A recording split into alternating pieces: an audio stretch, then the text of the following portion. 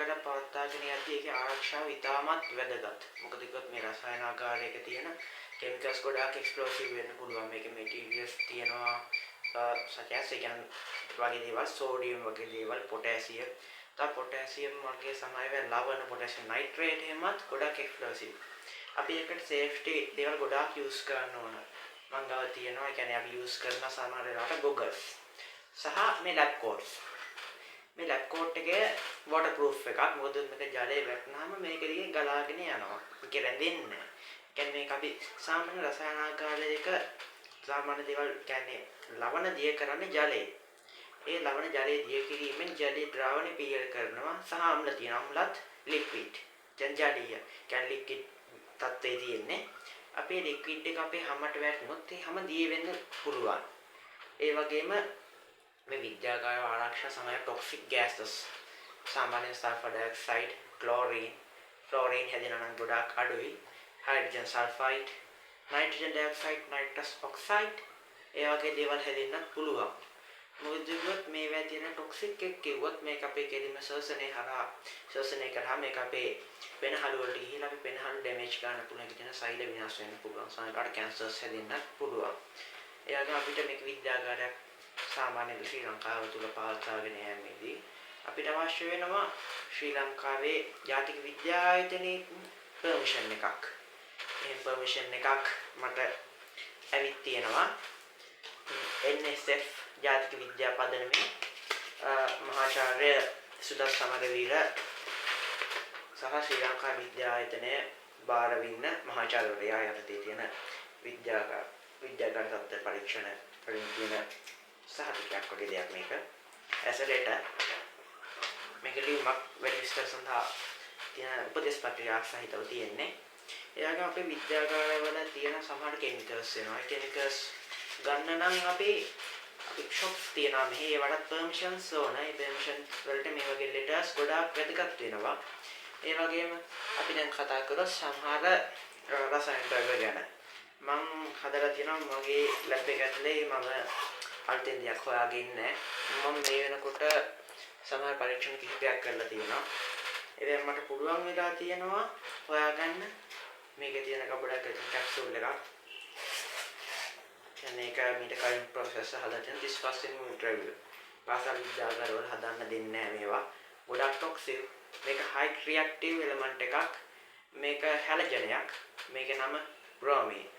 මේක ද්‍රවම මට්ටමේ තියෙනවා සෙන්ටිග්‍රේඩ් 25 දී. මගේ විද්‍යාගාර උෂ්ණත්වය මෙතන පාතාංක උඩ තියෙනවා වෙනන මැෂින් එකක්. මෙෂර්මන්ට් එකක්. ඒකෙන් පෙන්වනවා සෙන්ටිග්‍රේඩ් 35යි. 35 37ක් වගේ දැන් මම හිතන්නේ 37ක් පෙන්වනවා. උෂ්ණත්වය ගොඩක් ඉහළයි. 37 දී මේක වායුවක් විදියට වායුන අවස්ථාවට පත් වෙනවා. අපිට බලන්න පුළුවන් මේක රතු දුඹුරු වායුවක් හැදිලා තියෙනවා. පේනවා. රතු දුඹුරු ගෑස් එකක් හැදිලා තියෙනවා. මොකද කිව්වොත් මේක උෂ්ණත්වය ඉහළ යද්දී ලික්විඩ් ස්ටේට් එකේ ඉඳන් ගෑස් ස්ටේට් එකට පත් වෙනවා. අපි විද්‍යාගාරවල අපිට ගන්න පුළුවන් මේක හයි ටොක්සික් එකක්. හැලජන් නිසා මොකද මේකෙන් ඉලෙක්ට්‍රෝන ප්‍රතිග්‍රහණය කර ගන්න පුළුවන්. ඒ වගේම අපේ පෙනහළු වලට ආශ්වාස වීම මේක වායුවක් හින්දා මේක ආශ්වාස වීමෙන් අපේ පෙනහළු ගොඩාක් ඩැමේජ් වෙනවා. හැමට වෙන තද බල පිලිස්සීම් ඇති කරනවා. සහ තවදුරටත් කිව්වොත් මංගාව තියෙනවා අයඩින් කැප්සූල් එක ඝන අයඩින් මේක රත් කිරීමෙන් රතු දුඹුරු දම් පැහැති වායුවක් නිපදවා ගන්න පුළුවන්. කියන්නේ ඝන අයඩින් වායුව දම් පැහැති වායුව සහ මෙතන තියෙනවා ටන්ග්ස්ටන් W මූලද්‍රව්‍ය ටන්ග්ස්ටන් කැප්සූල් එකක්. මේකේ පොඩ්ඩක් චූට්ටක් වගේ තියෙන කිහිපයක් තියෙන්නේ. ඒ වගේම තියෙනවා සෝඩියම්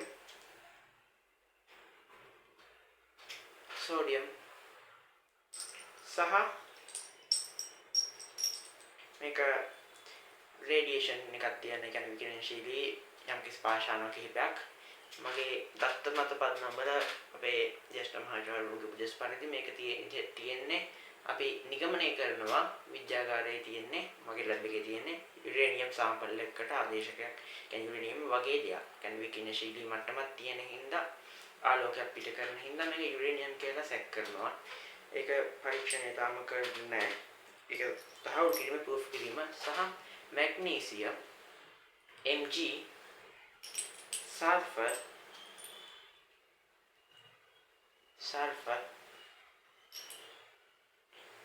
සහ එතන උඩ තියෙන එක ගන්න පොඩ්ඩක් අපහසුයි. මේ රැක් එකේ තියෙන්නේ. ඒකේ තියෙනවා තව තෝරියම් හදන්න ගෙනාපු මොනොසයිට් එකක්. කියන්නේ තෝරියම් ලෝහය නිෂ්පාදනය කරන කෙමිකල් ලෝහය නිෂ්පාදනය කරන මොනොසයිට් සාම්පල් කිහිපයක් ගෙනාවා. කන්‍ය සාම්පල්. ඒ වෑම් මොනොසයිට් ලෝහය වෙන් කරගෙන පස්සේ තවත් මූලද්‍රව්‍යයක් විදිහට මේකට එකතු කරනවා.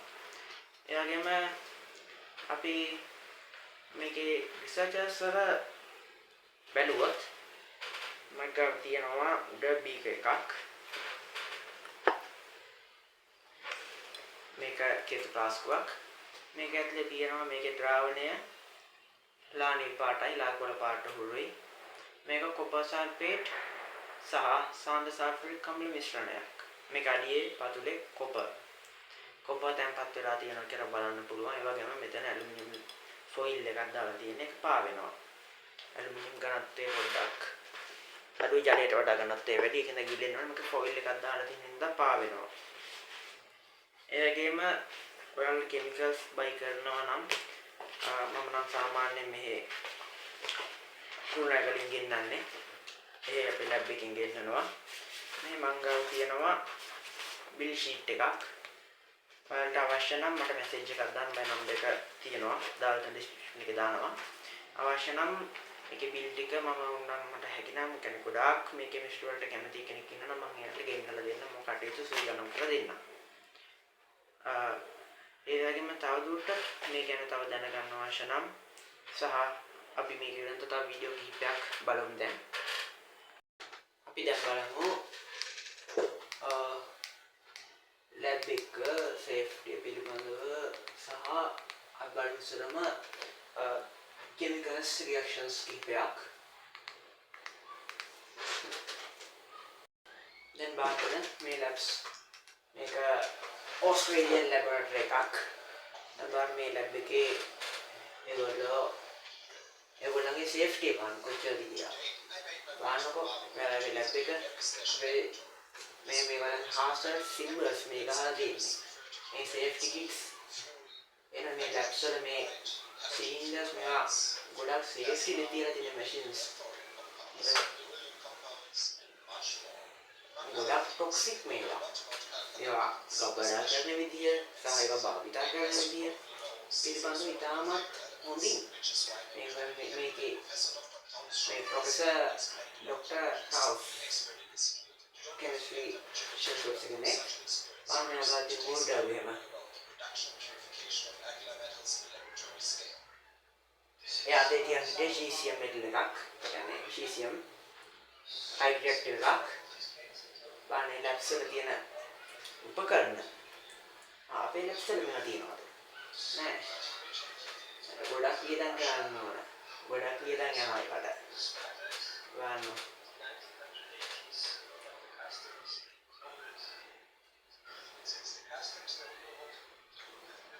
මම බාහිරින් ආලෝක වෙන නිසා මේ ප්‍රොජෙක්ට් එකේ පොඩ්ඩක් කරලා මේකේ ස්ක්‍රීන් එක පොඩ්ඩක් කවර් වෙනවා කියන්නේ ක්වොලිටි අඩු වෙනවා ලොකුවට ඒක ගැන හිතන්න එපා මේ වීඩියෝ ටික බලන්න පොඩ්ඩක්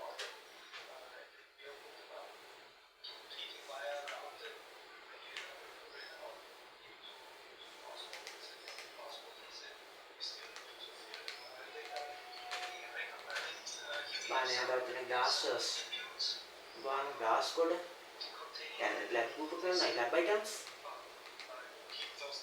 chemicals අපිට හිතන්නවත් බැහැ මේක මම උත්සාහ කරනවා මේක දෙයක් කවදා හරි ගොඩනගා ගන්න මම ගාඩන්ට උපකරණ කිහිපයක් තියෙනවා තවත් ගන්න බලාපොරොත්තු වෙනවා ලොකු කෂ්ට එකක් එයාගාව තියෙන මූලද්‍රව්‍ය පැහැදිලි කරනවා එයාගාව තියෙන elements අකීතිය අපිටත් විප්‍රණන් කියන ගොඩක් සතුටු තියෙනවා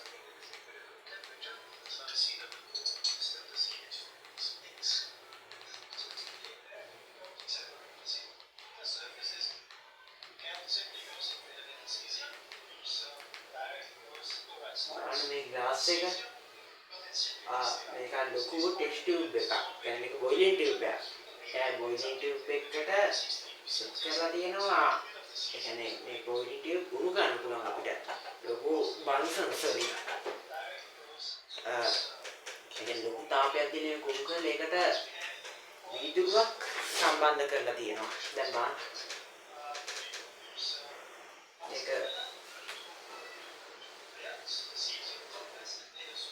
මේකෙන් අපිට පුළුවන් කියන්නේ high toxic chemicals compound අපිට මේකෙන් නිස්සාරණය කරගන්න. කියන්නේ මේක අඩියටදී තියලා මෙයා කියන්නේ ශීසියම්. මෙයා අඩියට මාතෘකාව වෙලා තියෙන ශීසියම් මූල ද්‍රව්‍ය නිස්සාරණය කිරීම මම හිතන්නේ. මේ වීඩියෝ එක විනාඩි 18ක් මෙච්චර ලොකු දීර්ඝ කාලයක් මම ගත කරන්න කැමති නෑ.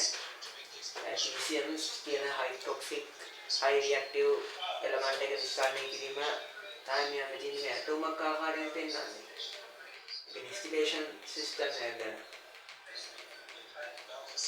හරි dangerous reaction එකක්. මම මෙතන මේ distillation tube එකක් කියලා තියෙනවා. flask එක මේක condense එකක් වගේ කරන ලිබික් condense එකට ආදේශික condense එකක්. මම දන්නේ නැහැ මේ ප්‍රොෆෙසර් ගොඩක් කර මේ කෙමිස්ට්‍රි පැත්තෙන් ගොඩක් අර ටෙස්ට් ප්‍රැක්ටිකල්ස් කරන කෙනෙක්. ඒ පැත්තේ අර ඒගොල්ලන්ගේ අර කොස්ට් එක කියන්නේ වියදම දරන්නේ රජේ. ඒ නිසා එච්චර ලොකු දෙයක් ඒගොල්ලන් ගන්න මේ රජේ මේ ශ්‍රී ලංකාව වගේ පොඩි රටවල් වල ඔය වගේ දේවල් අර ලොකුට කරන්නේ ඒ රටවල් වල ගොඩක් දේවල් දාන්න හින්දා යන්න පුළුවන්. මාන්නේ වේ ලස්සන. අයිව ඉතිමාකා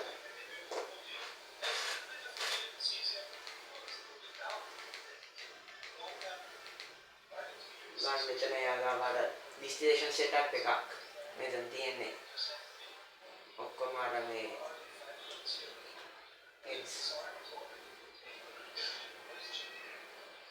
explain කරන්නේ අය ගැන ගොඩක් තවදුරටත්.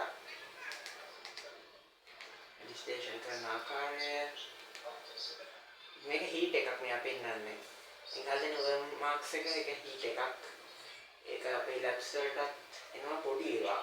එනවා උඩට පොඩි එක වෙනවා දෙකක්. ඔක high reactive එක. ඒක ඉහළ උෂ්ණත්වය දක්වා ඉහළ නංවන්න පුළුවන්. කියන්නේ උෂ්ණත්වය ඉහළ නංවලා මේකෙන් පහසුවෙන්ම ආසනය කරලා ගන්න තමයි මේක හදලා තියෙන්නේ. ඒක ගොඩක් useful labs වලට ඇත්තම කිව්වොත්.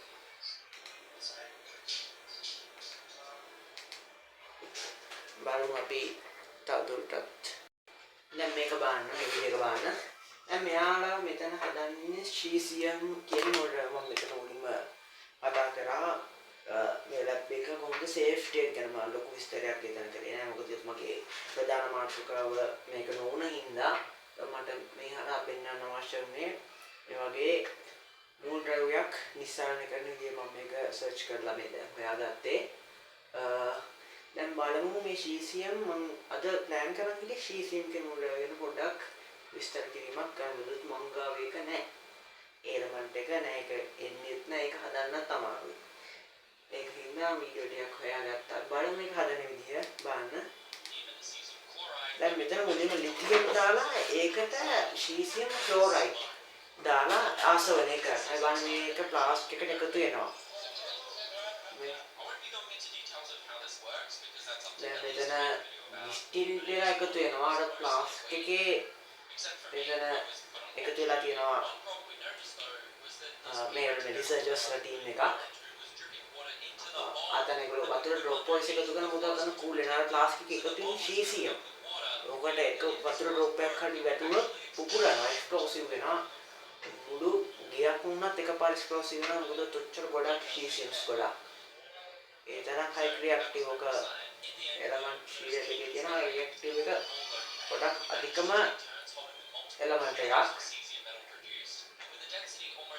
මාගේ ගොඩක් ගණන්තේ ඉහළයි. ඒක ඩෙන්සිටි එක වැඩි හයි ඩෙන්සිටි. තියන්න අවශ්‍ය නැහැ ඒක. අපි දැන් මගේ පිටිපස්සෙත් තියෙනවා distillation setup එකක් තාම හදාගෙන යන්නේ. තව ඒකේ parts වර්ගයක් තියෙනවා ගෙන්නලා high කරන්න ඕන. මේක Liebig condenser එකක්. මේක original එකක්. මේක මේ විශේෂත්වය වෙන්නේ සාමාන්‍ය Liebig condensers වලට වඩා මේකේ පොඩි වෙනසක්. මගේ ගාව තියෙනවා normal ඒ කියන්නේ සාමාන්‍ය Liebig condenser එකක්.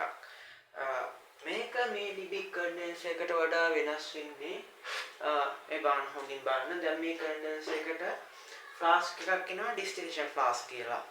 ඒ flask එක මෙහෙම එන්නේ. මෙහෙම rubber bottle flask එක මිලි 500 මං ගාව තියෙනවා.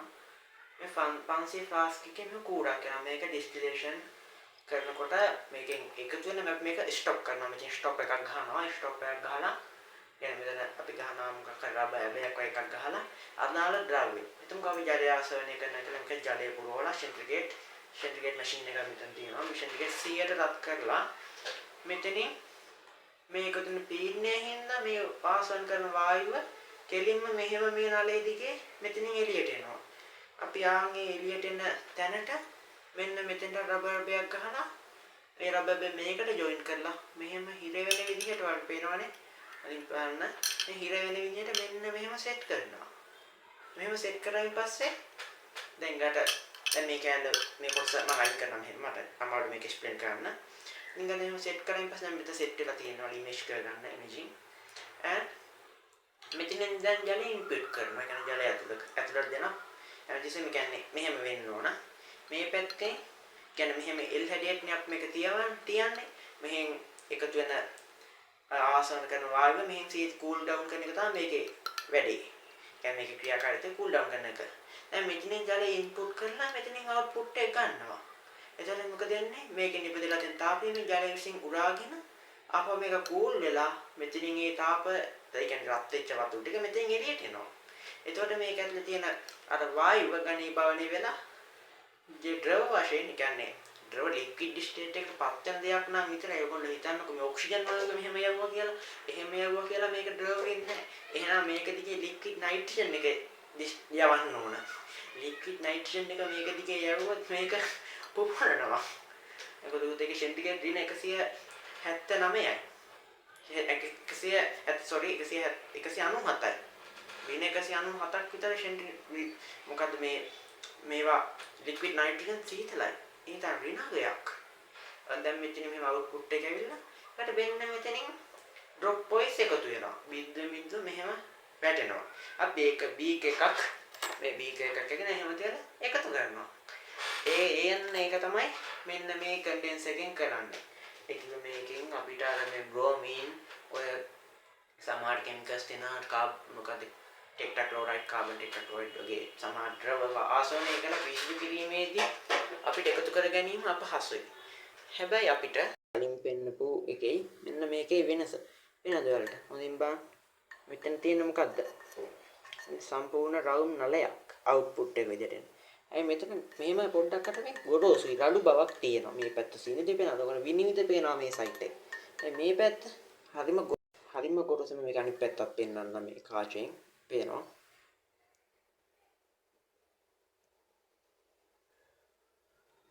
බලන්න මේ ලාවට වගේ පේන්නේ අද ලොකු නෙව එකක් නෑ ඒකේ. මේ බලන්න